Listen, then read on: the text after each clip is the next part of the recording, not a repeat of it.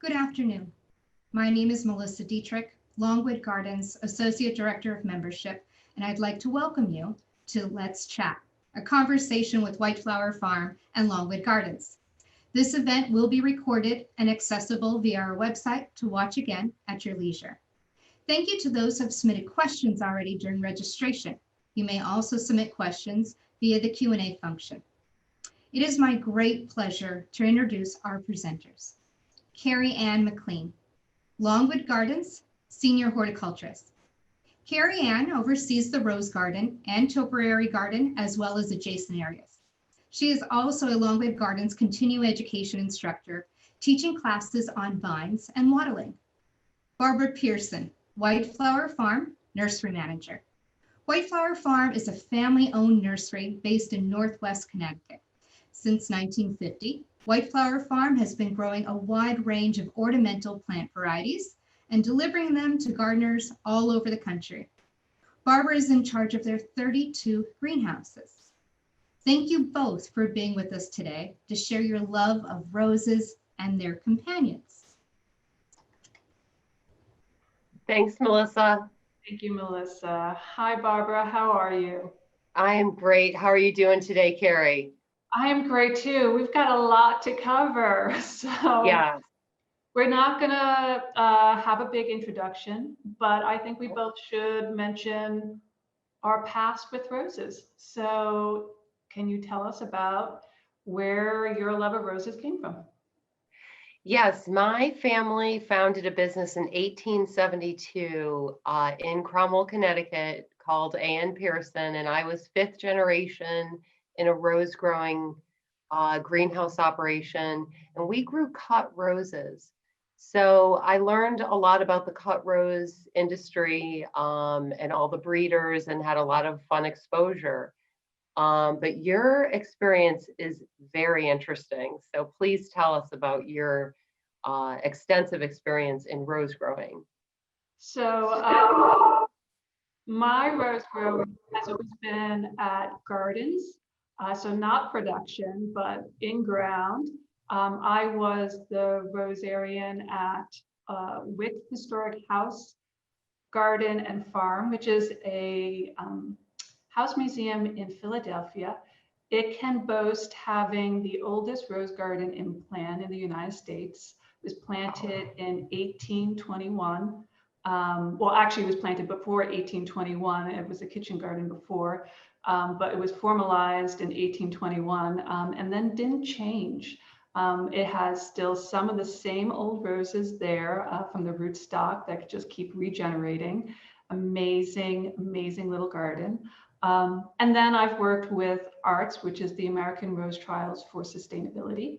I'm now the rose gardener at Longwood Gardens, and we did a total renovation of the rose garden. And so we're excited. We're trying to show our audience the two different ways you can grow roses, classic way of growing a rose, and then how to incorporate a rose in the landscape. So I think between the two of us, we have a lot to share. And one of the first things we want to talk about with roses, we have a bunch of beginning rose gardeners, and we just want to give a really brief overview on what you should think about before you even start planning a rose garden or selecting a rose. So first things first, understand your site. What do you need to know, Barbara? Well, you definitely, looking at the slide that we have up, you have to know your region and sort of, there are generalities in terms of the region, in terms of the soil. Is it sandy? Is it clay? What are your, the coldest temperatures you have in the winter time, because that will determine what hardiness zone the rose will be. So it's really important to kind of know in general what your climate is and your soil types. Yeah, so there's, again, I mentioned ARTS, which is the American Rose Trials for Sustainability. They have on their website, which is listed at the bottom here, and when the PowerPoint goes out to you, I believe you'll be able to even hit this link. But they've put together a map of regionalities. So it takes into consideration high, low temperature, rainfall and when in the season that rains, humidity, and maybe even some soil typing in there. And then they've tested roses in these regions and made recommendations based off of those tests. It's a newer program. There's also the Earth Kind Rose Trials. There were older rose trials through the American Rose Society that still has great data. But knowing your region is really the first place you should start before even considering a rose, because you don't want to buy a hybrid tea that is going to die in your winter, and it's going to be so disappointing. We want you to be successful and want a gorgeous rose that you can be proud of, and then you just kind of get addicted and you're going to get another rose. So exactly. Yeah, this is a great resource for people that are just trying to understand their local climate. So that's a good place to start. It is. It's great. The other thing you want to understand is what you want from your rose. There are different things you might want from a rose. I am personally in love with fragrance. I want roses that smell heavenly, but other people have other requirements. So I believe, Barbara, disease resistance is high on your list. Yeah, disease resistance is really important, especially if you want to grow organically at your home, or if you're like me. When I get home from work, I'm working in greenhouses all day. I don't have time to spray. So I want something that's relatively easy care. So disease resistance is super important to me. And then also reblooming. A lot of the older roses will give you a beautiful display in June, but you might have a hard time getting a rebloom. So if you want something that is sort of sporadically in flower throughout the season, reblooming can be a really great attribute for a rose. Yeah, there are some payoffs with roses. Older roses, like you said, kind of have one big bloom period. They smell incredible. They're really tough as nails. An old rose, and we'll talk about that, are tough as nails, but they're not going to give you a full season of color. And so the very popular knockout rose and these kind of landscape shrub roses, they give you just nonstop flower power all summer long. Sometimes the sacrifice is in fragrance or other things we might really like a cut flower or climbing a structure. So, yeah, I think that's a good point. Yeah. So there are different things you may want. So think about that as you pick out a rose. The other thing you want to think about is your tolerances. And this goes back to Barbara and organic care. So there are some trade-offs. Can you tell us some of the trade-offs of organic care and what you need to be tolerant of? Yeah, if you're going to grow organic, if you're going to do your roses organically, and we're going to talk about how to do that as we go on, you have to understand that there's some level of disease that you will see. So it's really kind of like buying organic produce where there's probably going to be some imperfections. Same for the roses. You're going to have you have to kind of overlook a little bit of maybe powdery mildew or some, black spot. There's going to be a little bit of that. But we're going to talk today about how to do it and practices that you can do to be successful at organic. Of course, if you use chemicals, you're going to have flawless foliage, probably more flowers, and but that's a trade-off, and that's a personal choice. It really is. So we're not saying one is better than the other. If you really value a perfect rose and that is what makes your heart sing, and that is the path you follow, and that's fantastic. We kind of can't do chemical recommendations, but we're going to kind of put that out there first off. So I get a lot of requests for a chemical recommendation. Using chemicals in the garden is complicated, and it requires rotating your chemicals, knowing your diseases, timetables like when to spray, trying to prevent insect and disease resistance. So it's a very complicated topic, and I don't make recommendations. However, we will recommend organic products that you can use, that, you know, you still have to be careful using them, but they are safer to use. In general, you have a lot more forgiveness if you don't quite, you should always. Yeah, I know that's a very good point about, you know, regular pesticides that you can buy at a garden center. If you keep using the same product, you're going to build up resistance with diseases, and insects can build up resistance if you keep overusing a product. So here at White Flower Farm, we do not use pesticides in our rose garden. I have roses in my kitchen garden, and I do all of it organically, and I do it organically at home as well. And we're going to talk about some of those challenges coming up. Yeah. The other thing we want to point out is when we were talking about tolerance is also how much work are you willing to put in. I don't think there's any rose garden that is a low maintenance rose garden. I kind of lean towards there's no such thing as a low maintenance garden. Yeah. And we were kind of talking about this before we came on air, is that, you know, you have a vision for a garden and it takes work to maintain that vision, unless you want it to be totally natural, and that's an entirely different mindset. Yes. Yeah, so we're going to look at selections next. Mm-hmm. That's a big question we get about selecting a rose. Mm-hmm. And roses are a big group of plants that have existed for a long time and have been categorized extensively. So American Rose Society has broken them down into 3 basic groups: species, these occur in nature; old roses, they're pre-1867, which was the introduction of the first true hybrid tea rose called La France. So roses that were recognized before that are considered old roses. A lot of times you hear them called heritage roses or heirloom roses. They're all kind of actually grouped into old roses. And then everything after 1867 is a modern rose. And we have just a couple examples of that on the screen.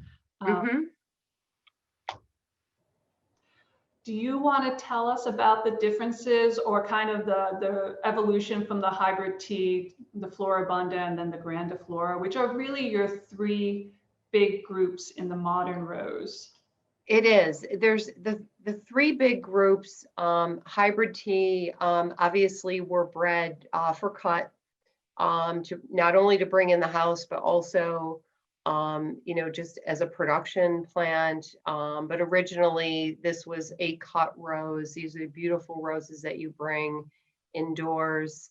Your Floribunda is more of a spray rose where you have multiple flowers. And then the Grandiflora, those came a little bit later. And those can now today, one thing I wanted to say about hybrid Floribunda Grandiflora is that today you're going to have a hard time knowing, unless it's an older rose, you're not going to know. It could be a combination of all of these, because the newer roses are blends. So everything is hybridized for, you know, a shrub rose where you're getting lots of flowers throughout the season. A hybrid tea would be something that would be a little more fussy from a disease resistance standpoint. And you're just really looking for those long cut flowers. But I think it's important to know the rose types. But I think now, because of the new hybridization, you know, the categories are getting a little bit more blended together. Absolutely. And it kind of, I wouldn't get hung up on knowing the roses, unless this is a passion, and absolutely, you know, there are 28 classes of old roses. There are 20 classes in modern roses. I'm sure there are going to be more classes as things evolve. Breeding is a very active program going on right now with roses, and has been for a long time. Don't get hung up on it. Just love the rose that you love. The Floribunda and the Grandiflora, the Floribunda, the roses tend to be a little bit smaller. I have an example of a Floribunda here. I just wanted to This is Edith's Darling. It's slightly smaller. It ends up having lots of roses, and it's just a constant flowerer. And then I have Bliss Parfuma here, and this is a Grandiflora, and she has a lot of flowers, not as much as the Floribunda, I have to say, but look at just how much bigger the flower is. Yes, I mean, those are great examples. Yes, and they're going to come up again in this presentation. So we Oh, good, good. But I wanted to shout out to, again, the American Rose Society. If you're not a member, this is really one of the societies that's worth being a member to. They send out a selecting roses, pamphlet of some kind, but they actually name the roses if this is meaningful to you. They also give the dates that they were introduced. They rate them. They have a whole rating program to help select what might be the best rose for you or has performed really well for other gardeners, and they've given their feedback. So Kerry, and they do the trialing in different areas across the country, isn't that correct? they do, and they also survey members about the performance of roses in their gardens in different regions. And so they have a rating system. I don't know if you can see this, but they're rated on the side for performance. I think this is an invaluable resource. I use it a lot. So definitely look into it. Definitely look into joining them or your local chapter if you have a local chapter. You can select roses by function as well. So landscape roses, lots of color. A lot of times the sacrifice is fragrance, but they include your big shrubs and your ground covers. If you have anything you want to say about a landscape rose? Well, I think the landscape roses, and this you can see here, pink médiande.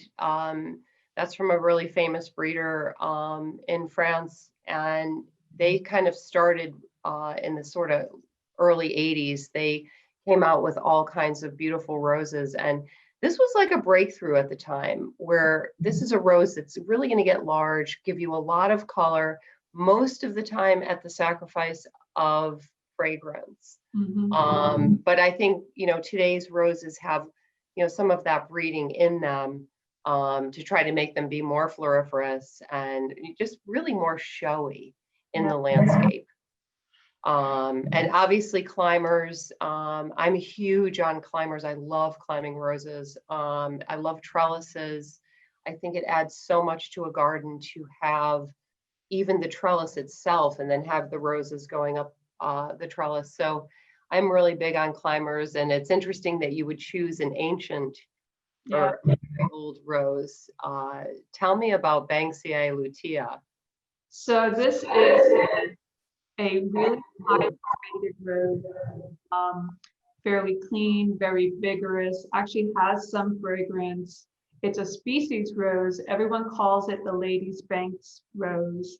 It's ginormous. There is a white version of this that is one of the largest roses grown. You should kind of Google that. It's amazing. It looks like an entire canopy. But one mention to the landscape rose is the landscape rose need a lot less pruning. They tend to be a little bit bigger. Right, so maintenance, good point. So they need less pruning. Climbers need pruning, otherwise they can become big beasts, which is why I also picked Lady Banks. Is you need to prune your climbers or they will take over, right, Barbara? Yes, I have firsthand experience on that, and I'm afraid of ladders. So if you're trying to get up there, try to find someone that will help you do the pruning, because they will absolutely go crazy and turn into just a giant mess. But it's still a pretty mess. Yes. And then you have here roses for containers, and you do want to choose something that is smaller. If you're going to grow roses in container, not only because of the top growth, but because the larger roses just need more soil. They need to be able to, kind of get down in and expands. So you want something small for a container. So there are these classes called miniatures and mini floras. They tend to be smaller shrubs. Your shrub roses that are specifically ground covers are great for containers. So They are. yeah, look for these roses to use in your containers. There aren't the idea that there's a rose bred just for a container. It's not really a thing yet, but they're looking for just a smaller shrub to put in a container is definitely a thing. Roses are tap rooted, so make sure the container has some depth in it for the rose to properly grow. And then if you live up north like I do, I'm in zone 5, you want to bring the container close to the house or even in the garage. I have successfully done it in my garage. Sometimes I'll do hydrangeas or roses. But if you're up north and you're going to do containers, just get it close to the house or even in the garage to overwinter. Yeah. So we just picked a couple of favorite roses. Now, the breadth of roses is ginormous, and selecting a rose is really dependent on your region. So these are just kind of some of our favorites that work well. I'm in Philadelphia. Most of my rose experience is in Philadelphia and Rhode Island. Barbara is in Connecticut. So there's going to be a giant difference of Central America and then the far West Coast. So, and then even Southern, further south than Philadelphia, though I'm starting to feel pretty Southern in Philadelphia. After this summer. You know, and it's amazing in Texas where a lot of the rose growers are, how hot it is there, and they are still able to produce gorgeous roses. So we're going to talk about some of those vendors coming up, but there is, you know, sort of regional differences, and that's why some of your resources are important to look it up. But in terms of favorite roses, I think if you want to talk about the Oh So Easy series, which I have also grown, and I love them for the floriferousness of them. So tell me about Petty Pink. So Oh So Easy and carpet flower roses, they're all these ground cover roses. They're specifically bred to act like a ground cover. They're woody. They can get some height to them, but they are just nonstop flower power. I mean, equivalent to an annual, giving you flowers from as early as mid-May all the way through to fall, late October, early November. And the color changes with the temperature. Like you get it's really saturated pink in the beginning of the season, and it's like the color in fall is just stunning. Most roses I feel get a little washed out in the middle of the summer in color because of temperature. But Oh So Easy, flower carpet, all of these, they need very little pruning. They can get black spot. Try to keep plants away from them. You know, don't like have things up against them and you'll get black spot or other diseases. Give them a lot of air and they will perform really well with very little work. They're better for a garden in terms of like trying to combine and stuff. They do spread, so you're right, you want to give them some room. Yeah. Julia Childs was your selection. Yes, I love Julia, and Julia is still in flower at my house right now with fragrance.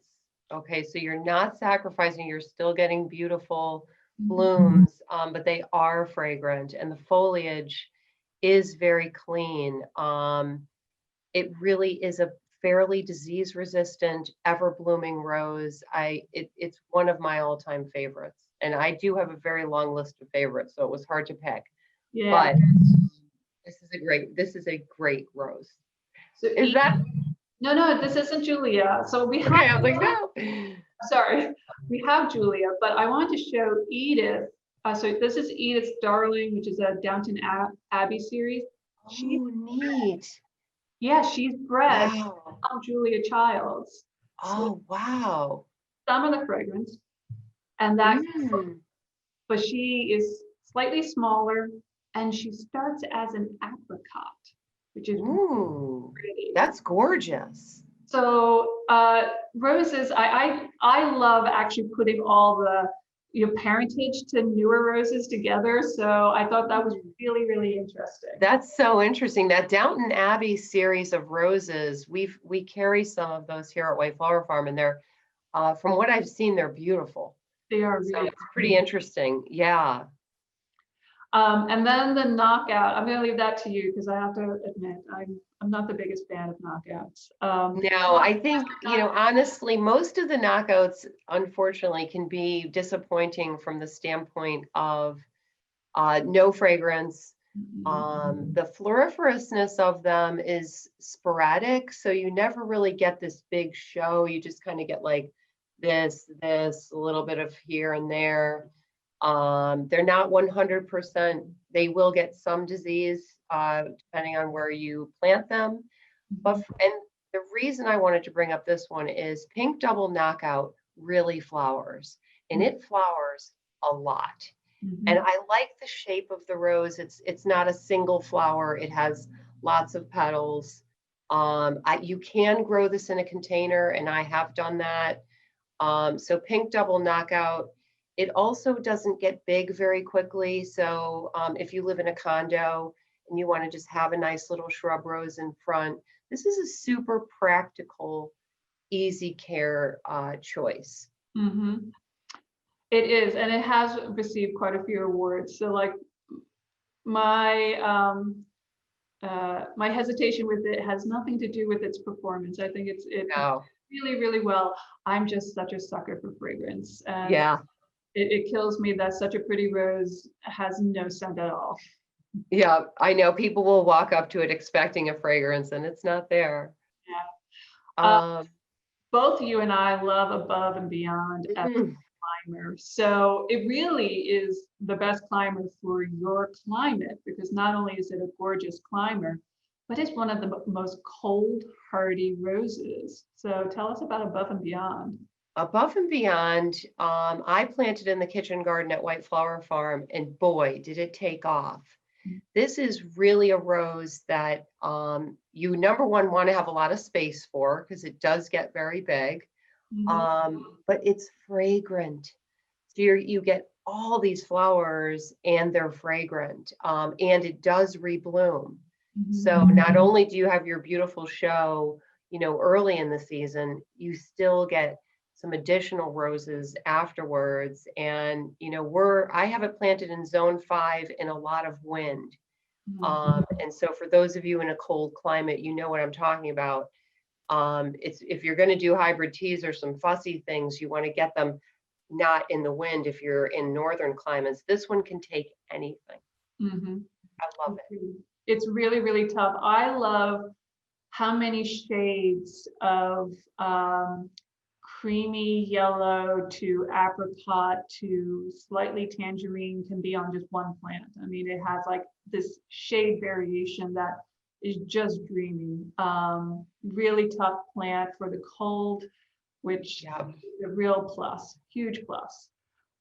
Cutting roses. So you know cutting roses from your business, and they're classically hybrid teas, and I selected Dainty Bess, which is it's a hybrid tea, but not that classic hybrid tea, which is that kind of pointy flower. This is an open flower. The thing that makes a great cutting rose in general is that it has a good strong stem. And a long stem. So this one has very long stems. They're very sturdy stems. I love this flower. I love being able to see the center of the flower. And I like the variation of the pink from the edge to the center. It's a lot of fun in cut arrangements. It gives you a lot of tonality differences. So I selected this one, even though the classic hybrid tea is a pointed flower. I did want to show, again, the reference to Bliss is that Bliss is not on my cut flower favorites. As lovely as this flower is, the stems just aren't strong enough. So unless your bouquet is meant to kind of drape a little bit, Mm-hmm. Bliss's stems, just the flower is so big and heavy, and it just kind of, it wants to nod downwards. So That's beautiful, though. I know, and I'm kind of, none of you can smell the roses next to me, and that's a real shame. They're lovely smelling. Mm. Now, there's another attribute to roses that does not get enough love, which is their hips. And so this was it's a weird recommendation. I'm just saying all rugosas, any Yeah. rugosas, the hybrid rugosas, the regular rugosas, every rugosa is the best rugosa. I agree. Yes. I mean, talk about easy care. Yes. You know, as long as you have the space for them, because they can run under the ground a little bit, you know, which is fine. You can contain them, but if you have a good amount of space and you want to sort of plant it and forget it, this is where you go. The rugosas, they're so pretty by the shoreline. Oh my gosh. And speaking of like low maintenance, I know a number of people who just mow their rugosas. They literally. Oh, how about that? And they reflush and they look beautiful every year because you get all this new Wow. stems. They have multiple flushes of flowers and then these giant hips, just ginormous hips. Great food for us. We can eat them, and for the wildlife. So definitely worth all the rugosas. If you've not tried them, they smell great too. I mean, yes, they do. Oh, really, yeah, they're one of our top sellers at White Flower Farm are the rugosas. People know that they are fragrant, and people just love them. yeah. And the whole story behind them. So and there again, if you're not someone that wants to spray, good choice for you there as well. Yeah. High humidity. Bliss Parfuma, which is the one I was showing, has, so I'll show her again. I just can't show her enough. She has such incredibly thick leather, very leather. I can't even say that word. Yes. They're like leaves. They're very, very thick leaves. No disease whatsoever. We haven't had any issue with this rose. Wow. High humidity, black spot is the bane of our existence. And this rose has been clean, clean, clean, clean. So this was. Wow, that's a big recommendation. If you can have a rose that is that gorgeous without black spot, especially where you are, that's incredible. Yeah, yeah. Northern exposure and shade. Kerry Ann. And it's a noisette. So people, when they're researching old roses, they're going to find out about that as a category. So it's not technically an old rose. It's introduced after the first hybrid tea, but it has the old rose form. It's great it's a climber. It's great on a northern wall, and in the same vein. So the northern wall obviously doesn't have full sun like a southern wall. It does tolerate more shade. Another great climbing rose for northern exposures and or shady spots is Himalayan musk. This is a ginormous rose. Again, it will engulf a house. It's such a strong climber, but it's also an excellent, excellent shade rose, and probably will be more teamed in the shade. Only just a singular flush of flowers, but absolutely worth it. Just stunning when it does flower. And in the shade. Yeah, and in the shade. So that's fantastic. And the next rose, in terms of fragrant, is Heritage. And this is one of my personal favorite roses. And I did have this. Oh, there you go. There it is. Look at the size of it. Yes. Well, and again, just as a comparison, is, they're very similar looking, but But look at how far, how long this cane is, how much softer the leaves look, and the fragrance. I'm so sorry you're so far away, Barbara. Oh, So you lovely. know, I moved from a house where I had heritage. In the sort of northern zones, I like to plant roses as a foundation plant. Number one, they get a little bit of protection and they love sand. Mhm. So I had heritage as a foundation plant at a house a long time ago, and I didn't transplant them, and I wish I had because it was absolutely stunning. This is a really good selection. Yeah. So once you select your rose, we need to talk about how to take care of your rose. Absolutely. And it starts at the planting. So Mhm. Barbara, tell us how you plant a rose. Well, first of all, you're going to dig a hole that is bigger than whatever your root ball is. You might have a bare root rose, you might have a potted rose, and they're both good and both can take. But you want to make sure that you're opening up that soil because plants can't take in nutrients without oxygen. So people who compact the soil hard and they're trying so hard and then they're just getting rid of all the oxygen that's in the soil. So you want to create a large hole for your rose. And depending on whether it's grafted or not, which we're going to talk about in a minute, if you do have a grafted rose, obviously you want to bury the graft.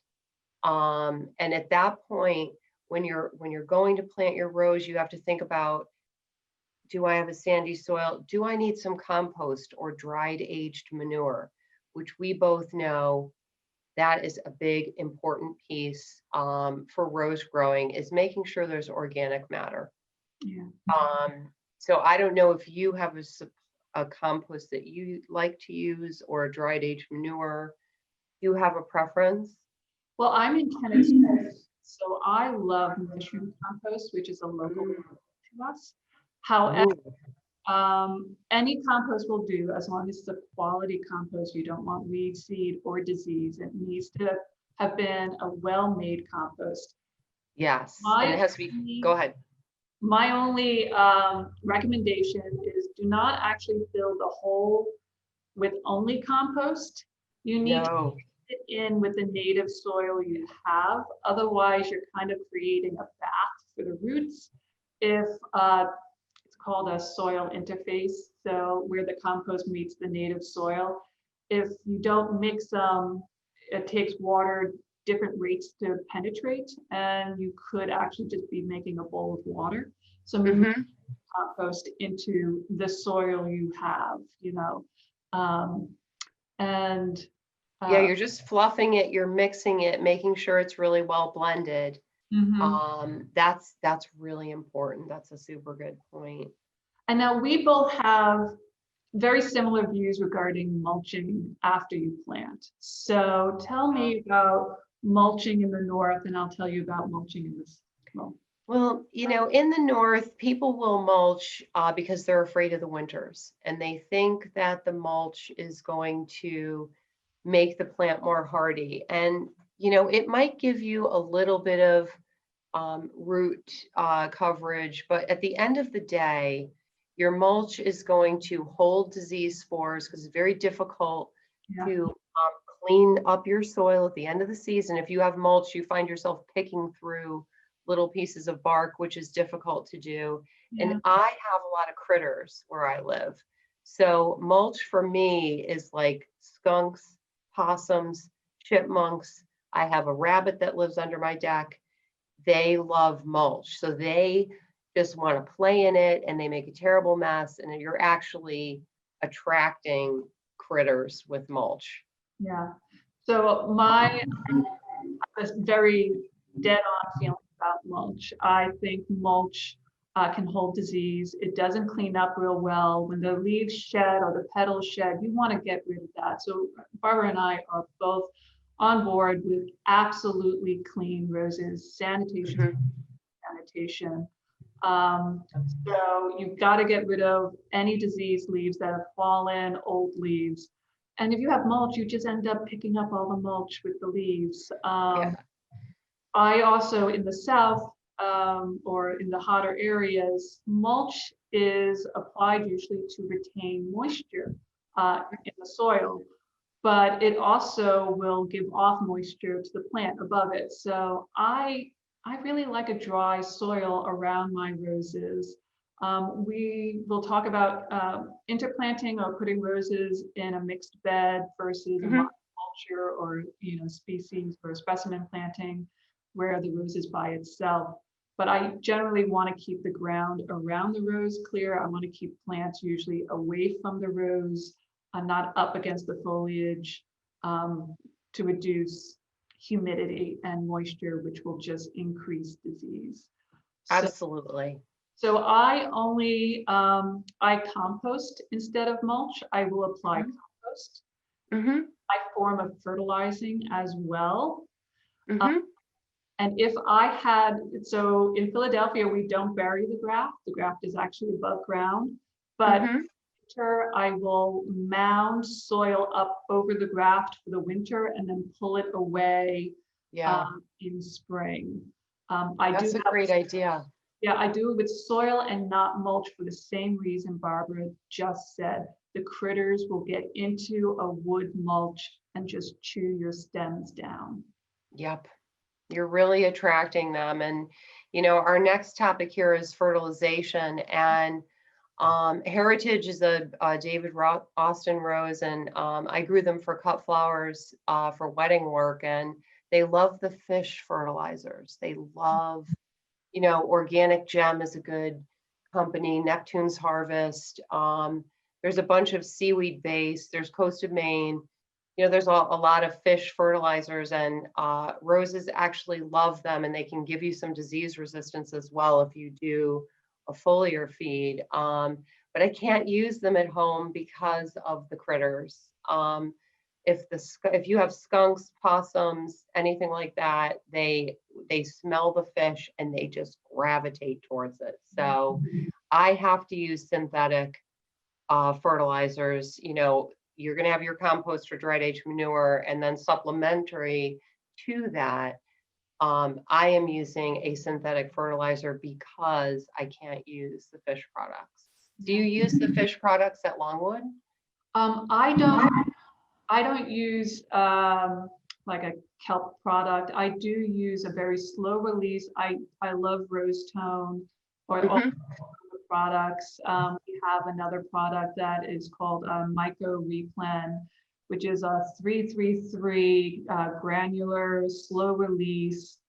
It's supposed to also have mycorrhizas in it, which in a dry product can be questionable. But how often do you fertilize? I guess this is the question everyone asks me. Right.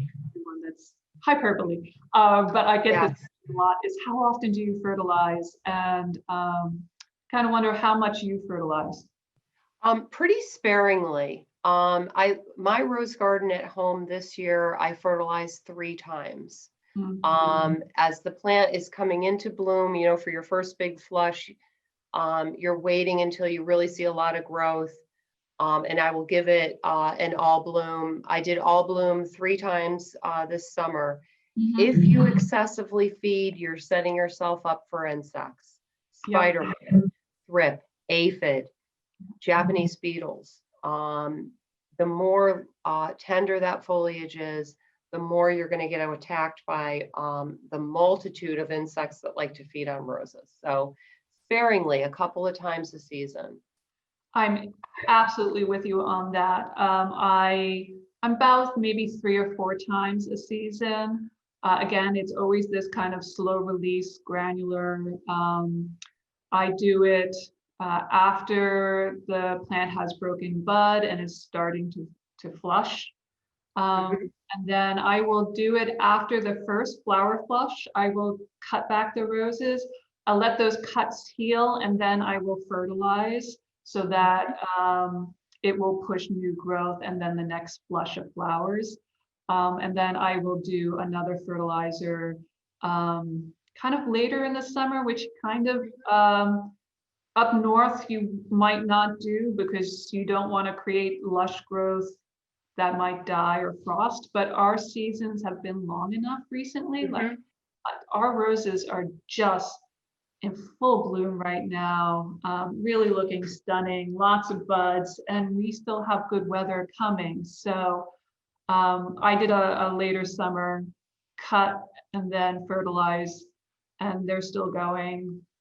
And Yeah, even up here we do the same. I do the same. I love those fall roses. So, yeah, you know, and then it's compost.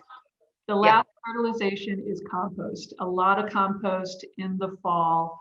That is my form of insulation and then feeding as well. Yep. Yep. And so our next topic is pruning.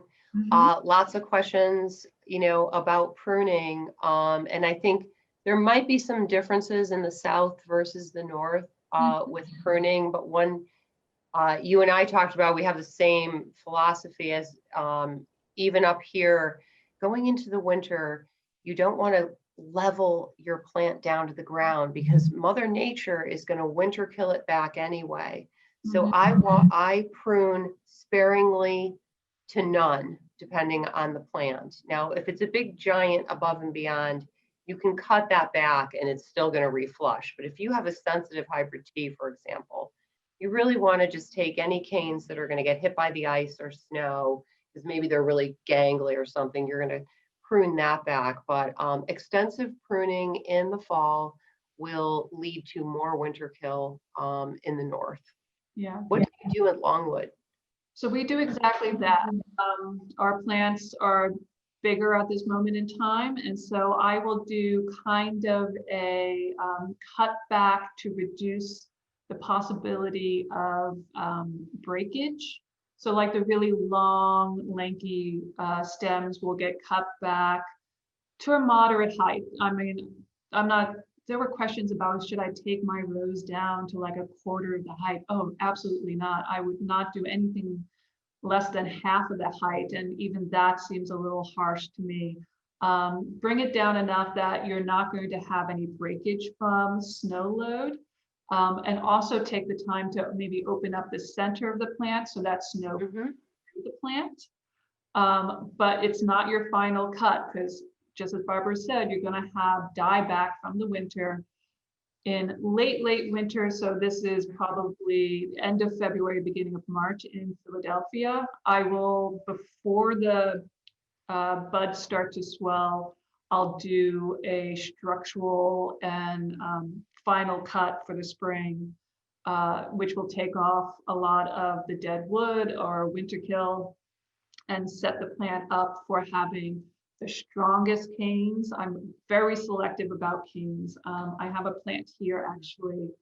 And if you're looking at this plant, I am absolutely looking for a strong cane like this. I am ruthless. I'm a very ruthless pruner. I would get rid of anything that was spindly or, you know, we have some crossing here that would go. I'm going to favor only my strongest canes. That is the best recipe for a healthy, strong blooming plant for the rest of the season. Favor your biggest canes. And obviously select where you cut at the end of the cane. Is you're always looking for a bud that is going to take that branch away from the center of the plant. I think a lot of people hear that but don't understand what that means. You just want to take it out, so you're forming a vase to your plant and the center should be open. So like when this matures, all of this is going to disappear. I'm going to favor my strongest canes, and I'm always going to favor buds that have a blank space out here. Oh, that's interesting. That's really good advice. And up here, you're going to wait until you see the buds emerging so that you know where your winter kill is. So I usually prune in April. And that's when I see the buds swelling. I can see where the plant is still alive. And then I go in and I do my ruthless pruning in the spring, early spring here up in this zone. And then I think we have some products to talk about in terms of insect and disease control. Yes. So these are some of my personal favorite products that I use at home. Number one, the Everguard deer and rabbit repellent is excellent. It has a very long lasting, it's basically like thyme and garlic oil. It's a natural product. It smells like rotten eggs, which people don't like, but the deer don't either. So I find this to be a great deer and rabbit repellent that I use. We use it here on the property also at White Flower Farm. Mm-hmm. And then for insects, there's a bunch of different things that you can do. Safer brand, the 3-in-1 garden spray is basically not a horticultural oil, but close to it, and some sulfur to give you some powdery mildew and downy mildew and black spot control. And it is an organic OMRI listed product. So I do find that sulfur as a fungicide is decent. It will give you, it's just really a mineral changing the pH of the leaf so that the fungus can't germinate. It really, for an organic spray, it's kind of all purpose. So I really do like that, the Safer brand 3-in-1. Now we have had a lot of questions about mites and the diseases that they can transmit. And in that case, it's horticultural oil diluted at the rate on the bottle. Yeah. I like horticultural oil. Do you use that at Longwood? Yeah, absolutely. Horticultural oil is such a safe product to use. Definitely read the instructions because you can cook your leaves if your temperature or too much sunlight. So read, understand the instructions before you use. Please, I really discourage making homemade soaps or oils for your plants. There's a lot of chemistry going on with even all natural products. You put things together and it may have just not the reaction you think it's going to have. A recipe may call for using a type of soap and the formulation of that home detergent has changed, and all of a sudden it's going to burn all of your foliage. So please use a actual horticultural product made by a company that is testing all of this and has instructions. I really discourage homemade products. I'm really sorry. Yeah, there's a lot online, and that people, swear by all this stuff that they make. But I really think Monterey as a company has some very good organic options. But if you don't read the label and you don't apply it at the right rate at the right time, you can have issues. So. And one of the diseases we want to talk about is rose rosette, which is the one that's spread by mites. So mites are microscopic insects that, and this particular mite is windborne. Rose rosette causes witch's broom of the plant, so you get a ton of growth at the ends. It looks really red and weird. Thorns, you get a bazillion thorns when it seems very unnatural. It's a virus. It's a very easy to spread virus. If you have it on a plant, you need to discard that plant. I know some people have said, well, you can cut back one of the stems. The whole plant is virused. Anything that feeds on that plant and then goes to another plant is going to transmit that virus. You touching the plant and then touching another plant will transmit that virus. Just like our own world, you need to sanitize. Use 70% or more alcohol, spraying it on your tools, spray it on your gloves. If you use disposable gloves, even better, get rid of them frequently. At Longwood, I don't think it's our recipe for success, but it's something that we emphasize. You need to clean your tools, you need to clean your gloves. If you're walking in a bed that has a disease, we spray the bottom of our shoes with 70% alcohol. Bleach will start to rust your tools. You can use it on your shoes, but the alcohol is what we prefer on our tools. Yeah, that's such good advice. And that rosette disease, I think we had a question, how do I avoid it? And I think that you want to know your source of where you're buying your plants to make sure that those are clean plants. And I do think that bare root, sometimes roses where there's not a lot of top growth and you're buying a dormant cane, sometimes can be a better choice if you're worried about rosette disease. And here's our companions. Oh, so we're not going to go too much into companions. We kind of have some pictures and recommendations, you know, a vine, a grass, a ground cover. But roses can be combined into a garden like any other plant, you know, by aesthetic considerations. What you need to consider with the rose is that you don't want to have plants up against the rose. So have it in your mixed bed, but let your rose have ventilation around the rose so that air moves around it. And maybe, you know, give it a little ground space underneath the rose. So even though we have like geranium biacova as a ground cover, give a room for your rose to drop leaves, and so that you can still clean up those leaves. Sanitation is still really important, even in a mixed bed. Do you want to give any particular shout outs to the companion plants? Yeah, I mean, I think I always go for deer resistance. So lavender is kind of traditional with roses.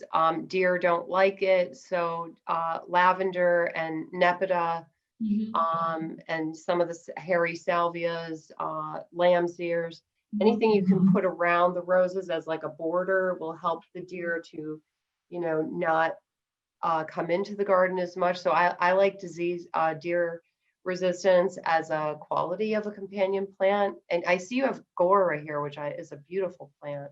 It's stunning with roses. A point to all the plants that you mentioned is that they all also require low humidity like the rose. You know, stackies, lavender, nepeta, they all don't want lots of water, which our roses want drier feet, drier air. They're all kind of from the same origin climatically. So those are always great traditional plants to have with the rose because they require the same growing environment as the rose. The Gora is lovely. It just floats in amongst the flowers. It's a great contrast to a large rose in particular. Yeah, so definitely enjoy that. This is part of our presentation. It's just a recipe for how to use rose hips. It's a fun recipe. It has a lot of vitamin C. That's why I call it Kick a Cold. But you can look at this and give it a whirl if you want. Love it. There was questions about our preferred vendors. So these are my 3 favorite vendors. Of course, White Flower Farm, but you know, very rose specific vendors. These are my favorite vendors. Yeah, and I think that, you know, the Heirloom Antique Rose Emporium in High Country, you're going to find some more of the older roses, which can be really nice and tough for the South, especially. So I think, you know, these are great resources. Obviously, White Flower Farm, that carries kind of a whole mix of different things, and we trial all the varieties here on the property. So we kind of know what works in this area. These are Barbara's favorite books, and I have 2 favorite books as well, but there's not a slide, so I will hold them up. And this is Peter and Stephen's books. These are 2 great rosarians. I adore both of them as human beings, and I love their writings as well.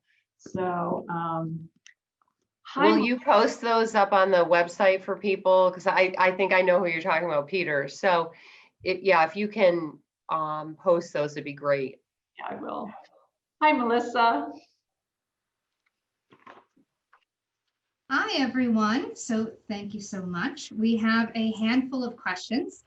From Lisa, I put down a black plastic mat on my soil to reduce weeds, but I'm thinking it's not the best for my garden. My flowers and roses have not done well and getting more weeds. What do you suggest? Take it up. Yeah. You have that black plastic. I know it always seems like a great idea, and like, oh, this is going to really save me time, but it always ends up backfiring. Yeah, it's stopping water from going through to the soil. Soil gets on top of the black plastic and then weeds germinate in that. Good weeding and then applying a weed-free compost on top is probably your best way of weed control. It's manual, but I find fabrics are just too tricky to use a lot of times in the home garden. Agreed. Great. From Carol, after you prune, do you do something to the open cane? Kerry, take that one because I know you do a lot of pruning there. So if you have an open cane, that probably means it's an old cane. So canes usually, younger canes, healthy, vigorous canes, they're not hollow. So if it's a hollow cane, it's an older cane. I've heard people do this. I don't do this as a practice, but if you're concerned about a boring insect getting into that hollow cane and maybe destroying an older cane, using Elmer's glue in there is just enough to plug it without harming the plant at all. Ultimately, that cane is probably going to get pruned out long term because it's such an old cane. You should be renewing your canes every about 3 to 5 years. So it's probably on its last leg as it is. If it's just a regular cut, I don't think you need to do anything to it. It will heal naturally if it's a healthy cane. Mm-hmm. Good advice. Our last question from Lisa. When you talk about shade, how many hours of sun versus shade is needed? Go for it, Barbara. Oh, yeah. I love this question because my rose garden at home is in partial shade. And I get probably 4 hours of sun a day. And it's enough to get by. So I think if you're talking about full sun, you're talking 6 to 8 hours of sun per day. And anything less than 6, you're starting to get into the partial shade area. Now, the quality of the sun, if it's from 8 o'clock in the morning till 11, meh, but if it's 10 to 2, then you might be able to get away with some stuff that likes sun. So I think it's the quality, right, Kerry? I agree. I think that's a perfect answer, Barbara. So it is that midday sun is your best sun. Mm-hmm. Yeah, you only need the 4 hours if you're in that frame. But the morning sun, too weak. Late sun, that can burn plants terribly. And I suppose as you get south through the country, you can probably scale back some of these things. Part shade in Connecticut is going to be different than part shade in Louisiana. Yeah. So in the afternoon, like our plants need to be shaded after like 3 or 4. Our rose garden is not, but in general, I find that most plants out here really need a break from the sun in the afternoon. And your flowers will last longer, which is nice too. Wonderful. Thank you, Kerry Ann McLean. Thank you, Barbara Pierson, for sharing your passion about roses with our members. This recording presentation will be available on our website at longwoodgardens.org/virtual-member. I would also like to thank you, our members, for your support. Not only preserves our rich legacy, but also helps Longwood Gardens continue to inspire many generations to come. So from all of us at Longwood, thank you. Have a wonderful day, folks.